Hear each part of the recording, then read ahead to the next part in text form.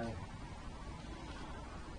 हर क्षेत्र एक पारिवारिक व्यवसाय है। मैं काफी यूरोप और अमेरिका के बिजनेसों से, आर्टिस्ट से, एकेडमिशियन से, डॉक्टर, इंजीनियर से इंटरेक्ट किया हूं। तो जो उनके पेरेंट्स का व्यवसाय था, ज्यादातर का हट करके उससे विपरीत है। लेकिन भारत में देखता हूं, जमींदार का बेटा जमींदार, डॉक्टर का बेटा डॉक्टर, और फॉर एग्जाम्पल धीरू भाई अंबानी, फिर मुकेश अंबानी, तो फिर उनके बच्चे। तो जो हेरिडिटरी है, जो पारिवारिक है, वही चीज राजनीति में जाएगी। जो समाज में है वो राजनीति में जाएगी, और उससे अलग नहीं हो सकता। पॉलिटिशियन अगर आज करप्ट है, तो अगर क्रिमिनल है, बदमाश है, तो समाज का योगदान है उसमें। अपने जाति का गुंडा हो तो वो हीरो होता है, और दूसरे के लिए क्रिमिनल होता है, दूसरे के लिए गुंडा होता है। तो वरना तो पॉलिटिशियन को चुनाव में क्रिमिनल को चुनाव में या बाहुबली को चुनाव में लड़ना मजबूरी हो जाती है। जो पार्टी नहीं लड़ाएगी उसको लोग वोट ही नहीं देंगे कि हमारे जाति के आदमी को देखे, नहीं दिया। मैं एक एग्जाम्पल, क्लासिकल एग्जाम्पल दूंगा। ददुआ का आतंक बहुत था बुंदेलखंड में, और ददुआ को सरकार ने मरवा दिया। पूरी बिरादरी नाराज हो गई थी उस पार्टी से। अब दूसरों के लिए ददुआ आतंकी था, क्रिमिनल था, लेकिन जाति का हीरो था। तो उसी की वजह से पूरा साउथ एशिया का जो मोड है, मोड ऑफ प्रोडक्शन कहो या सोशल थॉट प्रोसेस, वही है। चाहे श्रीलंका का देख लीजिए, पाकिस्तान का देख लीजिए, बांग्लादेश का देख लीजिए, भारत का देख लीजिए। अब इंडिया में हम आते हैं। इंडिया में ही आप देखिए, नायडू का परिवार, शरद पवार का परिवार, उधर डीएमके का परिवार, अब तो ममता बनर्जी भी अपने नेफ्यू को नॉमिनेट कर दिया, और मायावती ने भी कर दिया।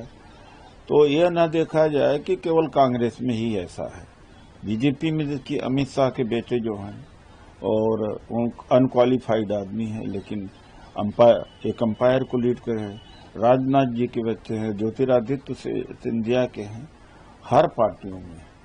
तो होता क्या है कि इस सोसाइटी में अभी भी संविधान पूरी तरह से प्रभाव नहीं डाल पाया। रीति रिवाज, परंपराओं का जो कानून है वो अभी हावी है। जब तक ऐसा होगा तो हेरिडिटरी पॉलिटिक्स होगी। लेकिन होता इसमें लॉस क्या होता है? लॉस केवल पॉलिटिक्स से ही नहीं होता, बिजनेस में ही एक ही परिवार का बिजनेस है।